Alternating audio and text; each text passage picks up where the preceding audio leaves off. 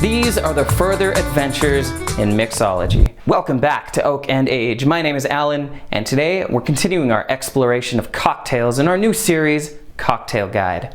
In this episode, we're making old fashions.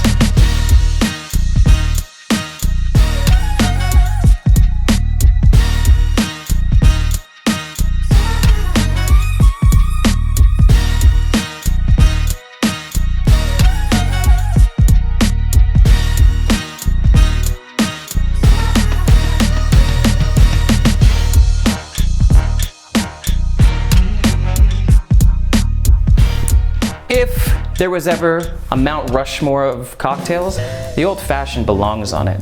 And if you disagree with me, you're just gonna have to fight me about it in the comments. But before we make the Old Fashioned, let's talk a little bit about its history.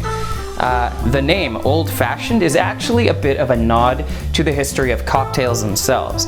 All the way back in 1806, a popular New York publication defined the term cocktail as being something along the lines of a potent concoction containing spirits, sugar, bitters, and water. So it's a pretty broad definition for a cocktail, right? You've got a spirit, which could encompass gin, it could encompass rum, it could include absinthe. You've got bitters, and especially back then there were all kinds of bitters.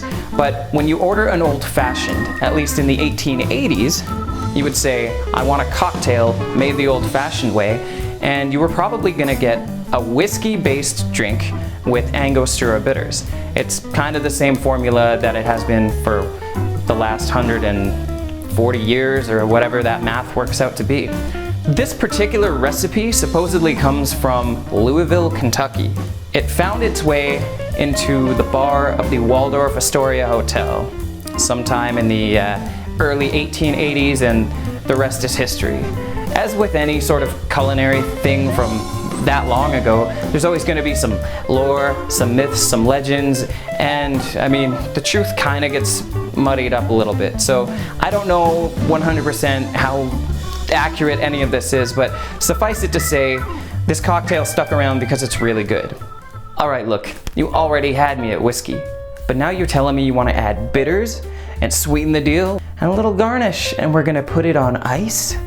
That's right. Because this recipe came from Kentucky, I thought I would do that state proud and incorporate bourbon into my recipe. It was commonly ordered with rye, and that's a-okay. I happen to like the taste of a bourbon old fashioned better myself, so that's what I'm going to be using. And today my spirit of choice is going to be Wild Turkey 101. Now, the 101 is not just a name, it's actually the proof. This is a higher proof bourbon that works out to 50.5% alcohol by volume. So it's no slouch. But the reason I want to use a higher proof is because I need something that's going to stand up against the ice. We're going to start this cocktail off with an ice cube. I'm actually going to use an ice ball.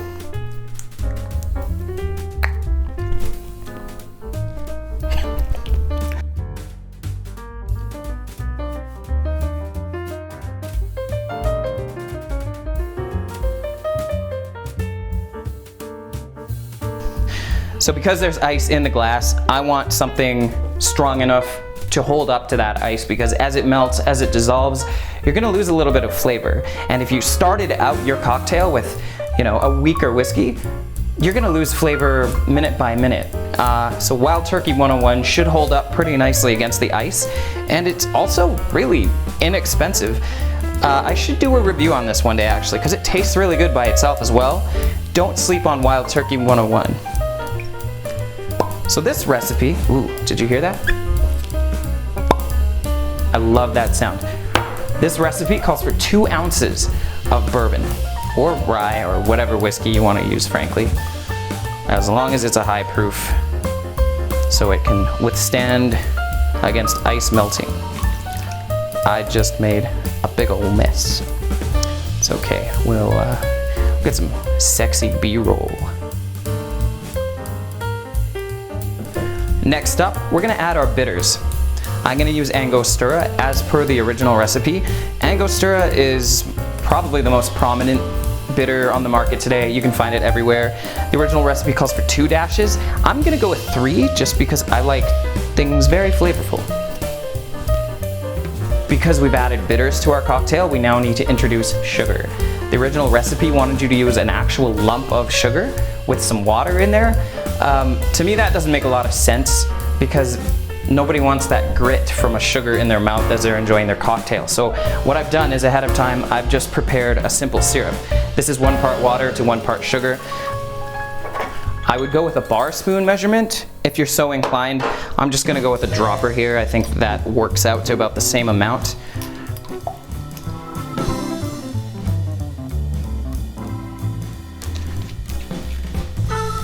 And that's basically an old-fashioned. You stir it,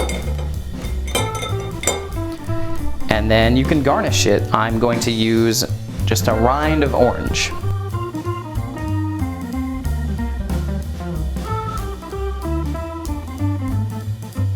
And you can coat the edge of your glass, slide it on in, and you have yourself an old-fashioned. Cheers.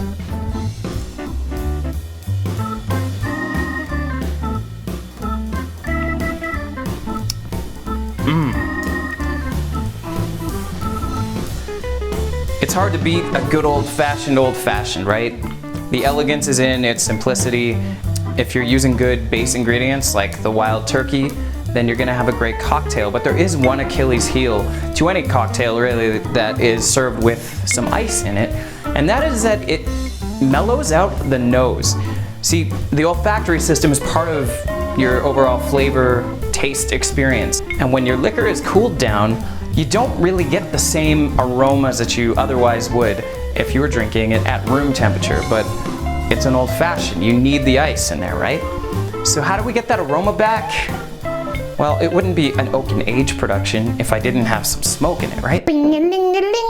You may have noticed to my side, I've got a Breville smoke gun here. That's because we're gonna add some aroma by way of smoke. And the Breville smoke gun is my favorite way to do that. It smells like fire. It is small, it is lightweight, and it's really easy to use. I've got it locked and loaded, ready to go. And I think what I'm gonna use is some apple wood, because apple wood smoked anything is just amazing.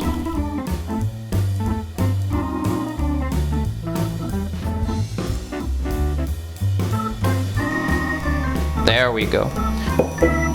So what I like to do is trap the smoke in the glass.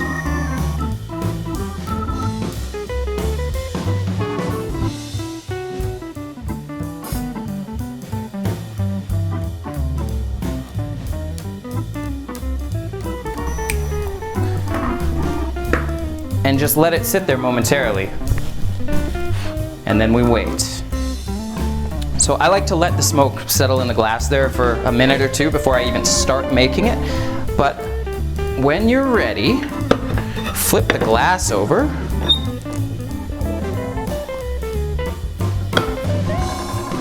How cool does that look? And then I add my ice.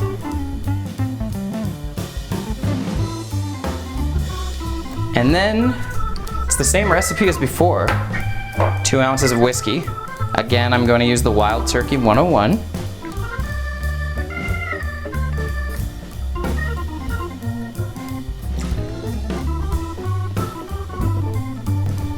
You can see the smoke is still staying in the glass, which is exactly what we want.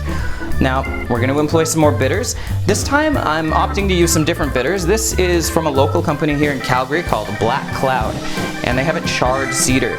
So I'm playing off the idea of a smoky old-fashioned by employing yet more smoke in that flavor profile through these bitters. And you can find all kinds of bitters. I don't know what the availability of these are outside of the country, unfortunately, but you can find other smoky bitters from other providers that I'm sure are just as good. So I add a couple of dashes of that. And then, of course, again, we'll need our simple syrup. 1 bar spoon should suffice, but you can add more, just taste it. Once again, we're gonna garnish with our orange rind. playing off the idea of smoke, I'm gonna flame my orange zest. It's a cool party trick.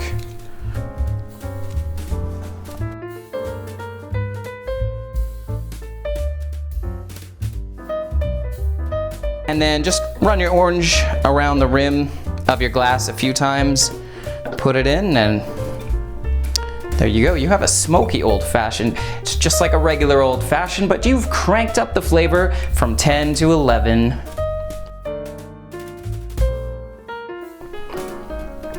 Oh my God, that is so good.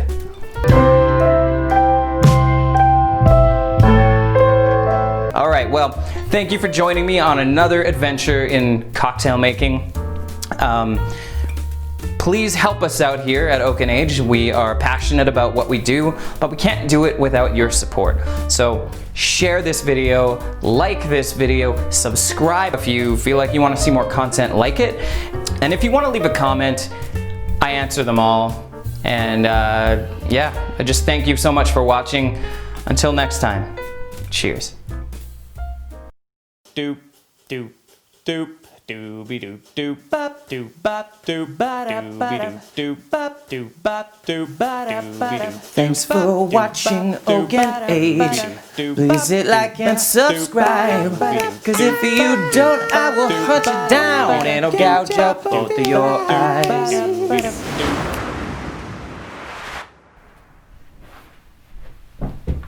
Oh, okay, I am climbing under the table. Oh, it just reached. It just reached. Welcome back to Oak and Age. I'm Alan and I've got a big... Also, I was going to talk about whiskey. As soon as I figure this microphone situation out. Hi there, I make drinks.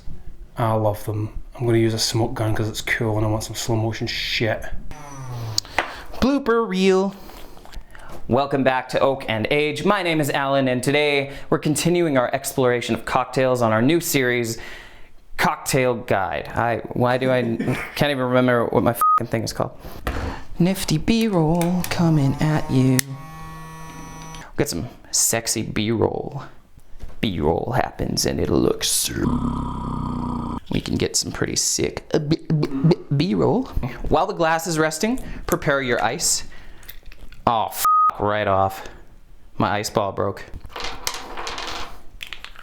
Get some nice slow-mo shots of this puppy. Just a freshly squeezed orange. Nope, that's not. Nope.